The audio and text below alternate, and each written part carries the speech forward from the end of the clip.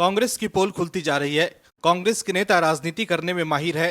कांग्रेस के नेता खासकर राहुल गांधी सरकार को लेकर तो जमकर दुष्प्रचार करते हैं, लेकिन कांग्रेस क्या कर रही है इसको लेकर राहुल गांधी चुप्पी साधे हुए हैं।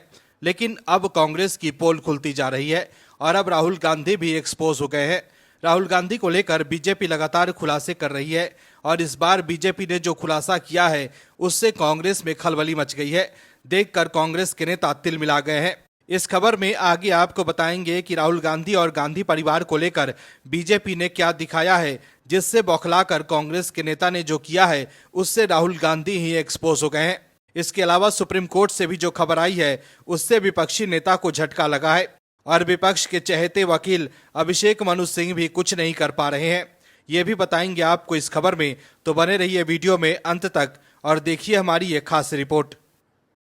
दर्शकों, बीजेपी कांग्रेस की पोल खोल रही है। बीजेपी इन दिनों राहुल गांधी, सोनिया गांधी से लेकर कांग्रेस के दूसरे नेताओं को लेकर बता रही है कि कैसे कांग्रेस के नेता जो देश से गरीबी हटाने की बात करते हैं और उन्हें न्याय दिलाने की बात करते हैं, वो खुद करोड़पति बन गए हैं, जिसके बाद कांग्रेस को जबरदस्त मिर्ची लगी है। बीजेपी इन दिनों सोशल मीडिया पर कांग्रेस के नेताओं के चुनावी एफिडेविट से ग्राफिक बनाकर शेयर कर रही है और बता रही है कि कांग्रेस के नेता करोड़पति बनते जा रहे हैं। बीजेपी ने सोनिया गांधी की संपत्ति को लेकर ग्राफिक वाली तस्वीर शेयर कर लिखा, सोनिया की सियासत का संगीन सच, कहानी करोड़पति बनने की। बीजेपी ने बताया कि कैसे सोनिया गांधी करोड़पति बन गई हैं। वहीं राहुल गांधी को लेकर भी बीजेपी ने शेयर किया था कि कैसे राहुल गांधी भी करोड़पति बन गए हैं। इसके अलावा कांग्रेस नेता और वकील अभिषेक मनु सिंघवी को लेकर भी बीजेपी ने ग्राफिक वाली तस्वीर शेयर की है कि सिंघवी कैसे करोड़पति बने। ऐसे में बीजेपी द्वारा कांग्रेस के नेताओं को लेकर चलाए जा रहे केबीसी सीरीज यानी कैसे बने करोड़पति को लेकर कांग्रेस के प्रवक्ता सुप्रिया श्रीनेत चिढ़कर तिलमिला गई हैं और उसके बाद सुप्रिया श्रीनेत ने जो किया उससे राहुल गांधी भी सवालों के घेरे में आ गए। दोस्तों, भारतीय राजनीति को हमेशा से राजनीतिक शुचिता और सिद्धांतों वाली माना जाता है, लेकिन दुर्भाग्य ऐसा है कि देश की ओल्ड ग्रैंड पार्टी जो कि अपने राजनीतिक रसातल पर जा रही है, वो लगातार भारतीय राजनीति को शर्मसार कर रही है, अपनी राजनीतिक शैली से भी और भाषाओं से भी। जो राहुल गांधी जनता के बीच कहते थे कि हम मोहब्बत की दुकान खोलने आए हैं, उनके राष्ट्रीय प्रवक्ता किस तरह से सड़क छाप भाषा का इस्तेमाल अपने राजनीतिक प्रतिद्वंदी के लिए कर रहे हैं, वो आज हमें आपको बताना है। कांग्रेस की राष्ट्रीय प्रवक्ता सुप्रिया श्रीनेत ने फिर से ऐसी भाषा का प्रयोग किया है जिसके कारण राहुल गांधी सवालों के घेरे में है। क्या ऐसी तरह की भाषा का इस्तेमाल कर कांग्रेस मोहब्बत की दुकान खोलेगी? राहुल गांधी अपनी पार्टी के नेताओं को मोहब्बत वाली भाषा नहीं सिखा पाए तो वो दूसरों को उपदेश कैसे दे सकते हैं? सुप्रिया श्रीनेत ने जिस तरह की राजनीतिक भाषा का प्रयोग बीजेपी पर हमला करने के लिए किया है, वो कतई स्वीकार नहीं है। ये बीजेपी का ट्विटर हैंडल कौन चोमू चला रहा है, काहे इतनी फजीहत करा रहा है? नेताओं के चुनावी एफिडेविट से ग्राफिक बनाकर चलाओगे अब सोशल मीडिया पर चोमू CAGR का नाम सुना है? नहीं ना। एक काम करो, इन्वेस्टोपीडिया पर पढ़ लेना। ये देश के सबसे पुराने राजनीतिक दल की राष्ट्रीय प्रवक्ता की भाषा है। क्या राहुल गांधी की मोहब्बत की दुकान में ऐसी ही भाषा का इस्तेमाल किया जाता है? क्या राहुल गांधी की मोहब्बत की दुकान में राजनीतिक शुचिता और सिद्धांत नीलाम हो चुके हैं? राहुल गांधी को जवाब देना चाहिए कि आखिर उन्होंने कहा से इस तरह की भाषा बोलने वाले राष्ट्रीय प्रवक्ताओं की फौज खड़ी कर ली है। सुप्रिया श्रीनेत की भाषा का सोशल मीडिया पर खूब विरोध हो रहा है। दर्शकों, सोशल मीडिया पर एक यूजर ने लिखा कि ये औरत कल तक भाजपा के लोगों को भाषा पे लेक्चर दे रही थी, आज इसकी भाषा देखो। कल तक समोसा, मिठाई, आटा, चटनी के रेट बता रही थी। आंटी को CAGR के बारे में नहीं पता था, आज अचानक इनको CAGR याद आ गया क्योंकि इनके नेता की पोल पट्टी खुल गई है। तो वहीं एक दूसरे यूजर ने लिखा कि जमानत जब्त प्रवक्ता सुप्रिया श्रीनेत ने गिरने की जो परिभाषा सेट की है वो शानदार है और निश्चित रूप से एंटोनियो और इनके चोमू गुरु घंटाल से प्रेरणा लेकर ये ट्वीट लिख। पता नहीं इतनी गालियों के बाद भी अब तक इसको राज्यसभा नहीं भेजा कांग्रेस ने। दर्शकों, लगता है कि हार की खींच ऐसी है कि कांग्रेस के प्रवक्ता भाषाई मर्यादा पूरी तरह से भूल चुके हैं। कांग्रेस नेता राहुल गांधी सोच रहे हैं कि अब वो प्रधानमंत्री बन जाएंगे, लेकिन ऐसा लग रहा है कि राहुल के अलावा कांग्रेस के उन्हीं नेताओं को ऐसा लगता है जो गांधी परिवार के खास हैं, क्योंकि पार्टी को और विपक्ष के दूसरे नेताओं को तो पीएम मोदी के नेतृत्व पर ही भरोसा है। ऐसे में दर्शकों, अब इंडी अलायंस का खात्मा होना तय है। सत्ता लालसा में जिस तरह इंडिया अलायंस के नेता अपने ही नेताओं का अपमान कर रहे हैं, इसी कारण से इंडिया अलायंस पर लगातार नुकसान हो रहा है। लोकसभा चुनाव में तो भ्रामक प्रचार कर विपक्ष ने कुछ सीटें जरूर बढ़ा ली, लेकिन अब विपक्ष एक्सपोज हो रहा है। यही वजह है कि विपक्ष में भगदड़ मच गई है। राहुल गांधी को छोड़ कांग्रेस के नेता मोदी मोदी का नारा बुलंद कर रहे हैं। इस साल के अंत में चुनाव है झारखंड के, जिस कारण आदिवासी प्रदेश में गहमा गहमी अपने चरम पर है। चंपाई सोरेन का जिस तरह का अपमान हुआ, वो निश्चित ही इंडिया अलायंस के लिए बड़ा खतरा बन सकता है। आदिवासी नेताओं की राजनीति करने वाले इंडी ने जिस तरह से आदिवासी हक की आवाज उठाने वाले नेता का अपमान किया है, उसको देखकर तो लगता है कि इंडिया अलायंस की नाव डूबने लगी है, जिसके कारण इंडी के नेता अब इंडी का साथ छोड़कर भाग रहे हैं। दरअसल कांग्रेस और आम आदमी पार्टी को बड़ा झटका लगा है। बीजेपी ने आम आदमी पार्टी और कांग्रेस में एक बार फिर बड़ा डेंट किया है। झारखंड में आम आदमी पार्टी और कांग्रेस के कई दिग्गज नेताओं ने बीजेपी का दामन थाम लिया है। बीजेपी नेताओं का कहना है कि इंडी गठबंधन का वजूद अब खतरे में है। प्रदेश सरकार बाबूलाल मरांडी ने यहां तक कह दिया है कि झामुमो गठबंधन का वजूद खतरे में है और लोग डूबती नाव में भाग रहे हैं। प्रदेश बीजेपी कार्यालय में जमशेदपुर के कांग्रेस और आम आदमी पार्टी के कई कार्यकर्ताओं को बाबूलाल मरांडी ने बीजेपी में शामिल करवाया। पार्टी में शामिल होने वाले लोगों से उन्होंने कहा कि आपके योगदान से केवल सरायकेला और जमशेदपुर में ही नहीं बल्कि पूरे झारखंड में पार्टी को ताकत मिलेगी। कार्यक्रम को संबोधित करते हुए पूर्व प्रदेश अध्यक्ष रविंद्र कुमार राय ने ये कहा कि राज्य सरकार से जनता हर हाल में मुक्ति पाना चाहती है। इस दौरान पूर्व विधायक अरविंद कुमार सिंह उर्फ मलखान सिंह और गणेश महली भी उपस्थित थे। मिलन समारोह में कांग्रेस नेता सह इंटक ने प्रदेश सह सचिव चंदन कुमार सिंह, आम आदमी पार्टी के प्रदेश उप संयोजक प्रेम कुमार, सरायकेला खरसावां कांग्रेस के जिला महामंत्री विनोद कुमार सिंह ने भाजपा की सदस्यता ली।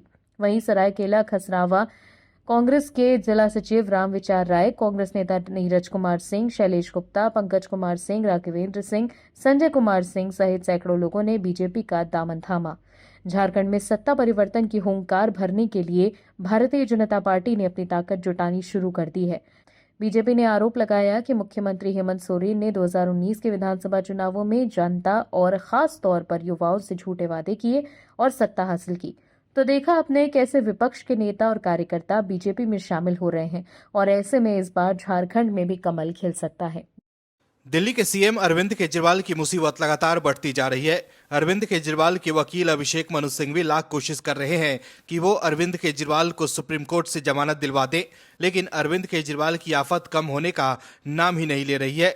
अरविंद केजरीवाल के वकील अभिषेक मनु सिंघवी सुप्रीम कोर्ट में अरविंद केजरीवाल के पक्ष में दलील नहीं पेश कर पा रहे हैं, जिससे अरविंद केजरीवाल को जमानत मिल सके। सिंघवी लाख कोशिश कर रहे हैं कि जज साहब उनकी बातों में आ जाएं और केजरीवाल को जेल से रिहा करने का आदेश दे दें, लेकिन इस बार सुनवाई के दौरान सीबीआई ने ऐसा ब्रह्मास्त्र निकाला कि सिंघवी देखते रह गए और जज साहब ने अरविंद केजरीवाल को कोई राहत नहीं दी और अब अरविंद केजरीवाल के लिए जेल से बाहर आना मुश्किल हो सकता है। सीएम अरविंद केजरीवाल लगातार कोर्ट की चौखट पर जा रहे हैं जमानत के लिए, लेकिन उन्हें कोर्ट से कोई राहत नहीं मिल रही है। जिला से लेकर सुप्रीम कोर्ट तक कोर्ट का दरवाजा खटखटा चुके हैं सीएम अरविंद केजरीवाल, लेकिन उनकी राजनीतिक कुंडली से दोष खत्म होने का नाम ही नहीं ले रहा है। आखिर फिर से सुप्रीम कोर्ट ने अरविंद केजरीवाल को खाली हाथ लौटा दिया, लेकिन इस बार सीबीआई ने सुप्रीम कोर्ट में बड़ा खेला कर दिया है। दरअसल जेल में बंद दिल्ली के सीएम अरविंद केजरीवाल को राहत के लिए और ज्यादा इंतजार करना होगा। सीबीआई केस में गिरफ्तारी को चुनौती देने वाली अरविंद केजरीवाल की याचिका पर सुप्रीम कोर्ट में सुनवाई टल गई है। सीबीआई की ओर से और समय की मांग की गई थी, जिसे अदालत ने स्वीकार कर लिया और मामले को 5 सितंबर को सूचीबद्ध करने को कहा। अरविंद केजरीवाल की तरफ से सुप्रीम कोर्ट में पेश हुए वकील अभिषेक मनु सिंघवी ने याचिकाओं में शराब घोटाले में सीबीआई की गिरफ्तारी को चुनौती दी गई है। न्यायमूर्ति सूर्यकांत और न्यायमूर्ति उज्जवल भुइयां की पीठ ने सीबीआई को मामले में जवाबी हलफनामा दाखिल करने की अनुमति दी और केजरीवाल को जवाबी हलफनामा दाखिल करने के लिए 2 दिन का समय दिया। वहीं अरविंद केजरीवाल की तरफ से पेश हुए वकील अभिषेक मनु सिंघवी ने कहा कि सीबीआई ने केवल एक याचिका में जवाबी हलफनामा दाखिल किया है और ये गुरुवार रात 8 बजे उन्हें सौंपा गया। इस पर सीबीआई की तरफ से पेश हुए एएसजी एसवी राजू ने कहा कि वे 1 सप्ताह में दूसरी याचिका में जवाबी हलफनामा दाखिल करेंगे। इसके बाद पीठ ने मामले की अगली सुनवाई 5 सितंबर को तय की है। न्यायमूर्ति सूर्यकांत और न्यायमूर्ति उज्जवल भुइयां की पीठ जैसे ही बैठी तो सीबीआई ने जवाब दाखिल करने के लिए समय मांगा।